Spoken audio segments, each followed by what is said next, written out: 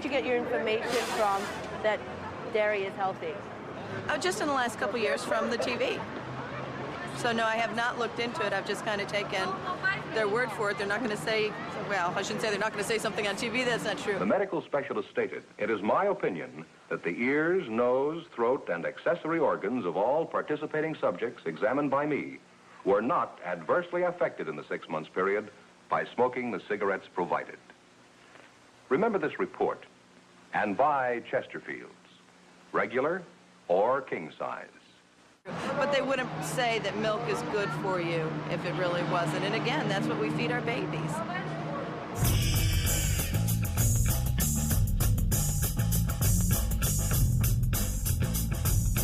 Looking at the meat and the dairy group, of those two groups, which should I give up?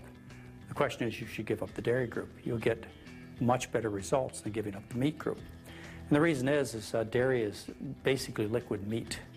It has essentially the same macronutrient properties, the same amount of fat, cholesterol, protein, lack of fiber, and so on. They're very similar in their nutritional makeup, but dairy has some extra problems, allergy problems, autoimmune diseases that they cause. They think dairy is health food. They look at a block of cheese and they think strong bones. They don't think glob of fat. So psychologically, they eat dairy guiltlessly, and they eat large amounts without any reservation. So if I was going to give one powerful message to a patient, to a community, to a country, to a world, is get off the dairy. You'll improve your health more than getting off the meat. When they say milk has calcium, everybody needs calcium, they leave the consumer to make the connection that therefore milk is a good source of calcium, which is of course absolutely not true. The fact that the animal proteins are highly represented in dairy products will cause negative calcium balances for people, and it'll actually be the cause of osteoporosis and things of that nature. So, but these are things that people don't understand. So it's a very, very clever way. You need fat, you need protein, you need carbohydrate, you need calcium. Yes, there are things in milk that you need, but you don't need milk to get them. The Wild West, the dairy industry can do whatever they want. They got the money, they've got the political control. There's nobody out there to put them in line, so that's what they do. And USDA, their principal interest is protecting the livelihood of the livestock and dairy industry in this country. They also are the ones who then take this report and put out a very practical message for the public called Dietary Guidelines for Americans. When it comes to having food to eat or housing so you don't have to live on the street. They're telling Americans what to eat, based supposedly on health, but they also have a mandate in law that they must promote American agricultural products, even the ones that are unhealthy for you. The Department of Agriculture and the people that they had appointed to this committee had industry ties. Out of 11 people on the committee to decide what Americans are supposed to eat, 6 of the 11 had financial relationships with either the dairy industry, the meat industry, or the ag industry. Organizations that actually allow this dairy, the school lunch program to exist, and the WIC program, and food sold and made available in hospitals, I might add. Those are three big programs, big federal programs. Those programs are offering food that are nothing more than the garbage from the dairy and livestock industry. They're subsidized. If a school wants to have access to the school lunch program, and they almost all do, they have to agree to offer the dairy option. That's disgusting.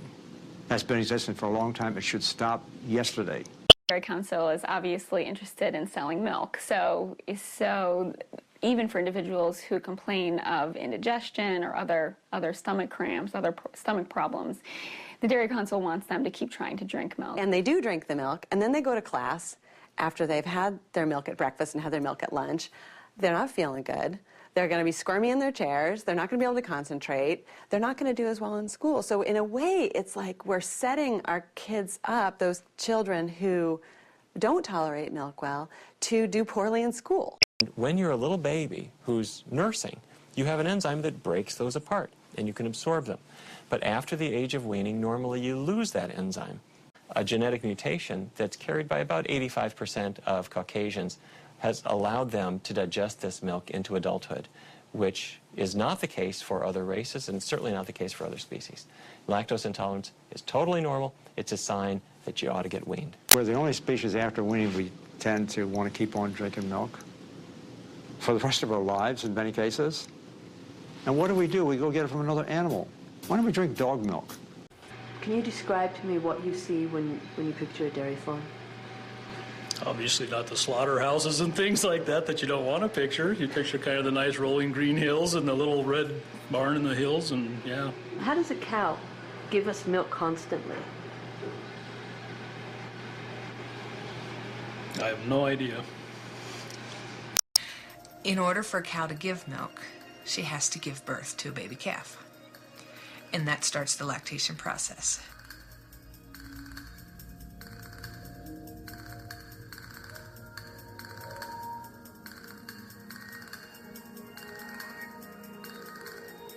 And the mama can't stay with the calf because she's got to milk. She's got all this milk she has to give.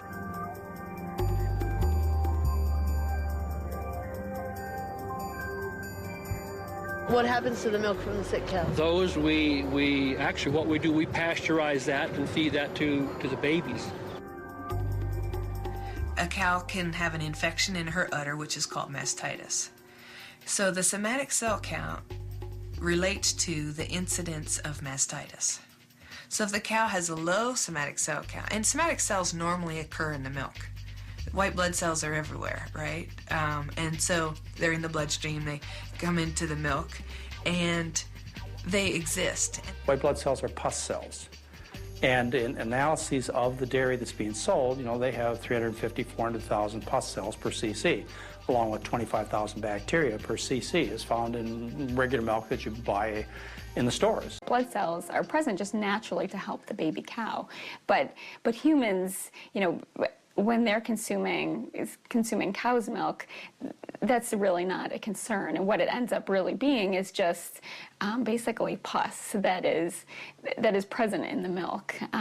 It doesn't really help our immune systems. It's meant for a baby cow's immune system. So that's just something else that we don't need.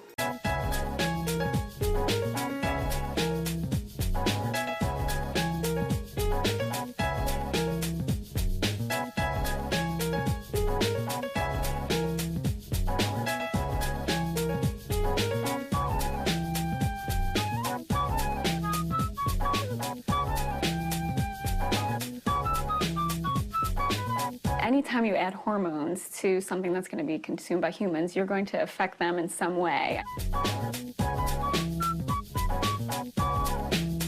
If you give them hormones to produce more and more milk, their udders can get distended, they get mastitis, which is then treated with drugs.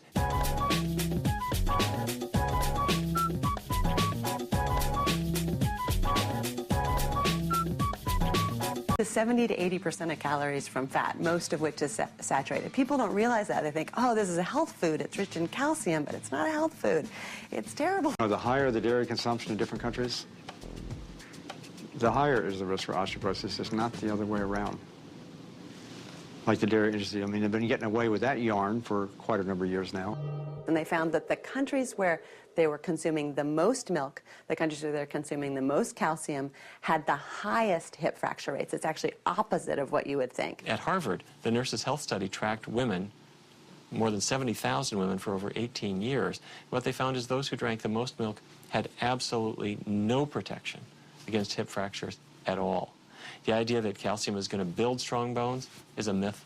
Over and over and over again, they do these studies, they put more calcium in the system, and it doesn't help the bones. And if we learned about nutrition, what were the factors that cause us to lose calcium, and what foods we could eat to have calcium from a healthier source, people would be much better off, and their bones would be much stronger too.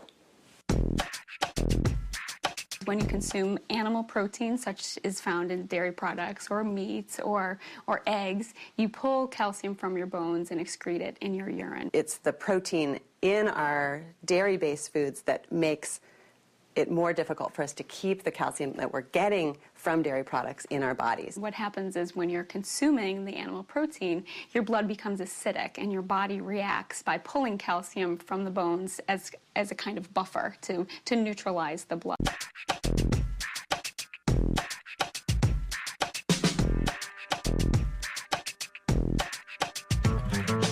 When you feed cow's milk earlier, 6 months, 8 months, 10 months, even 12 months, you're taking a chance the child's going to lose iron from occult gastrointestinal bleeding. And because milk doesn't contain iron as much, and it's not as absorbable as it is from breast milk now, the potential is going to be there for iron deficiency when they're young. And iron deficiency in a young child can have effects on reducing their intelligence. And that reduction in intelligence can be there permanently for the rest of their life. So in this home daycare, do you give the kids milk? I have to give them milk at least 2 to 3 times a day.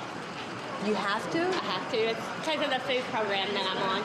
One of the main factors is a high diet high in animal products, especially animal products that are high in saturated fat. And as I said earlier, that the biggest contributor of saturated fat in the American dietary landscape is dairy products, cheese and butter.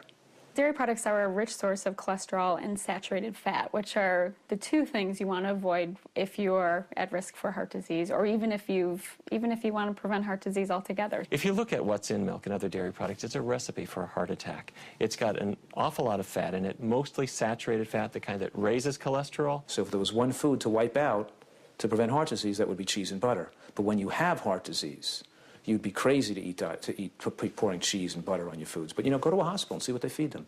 See what they feed people coming out of bypass surgery. See what they bring to you when you're in a hospital. They bring you all kinds of high saturated fat dairy products.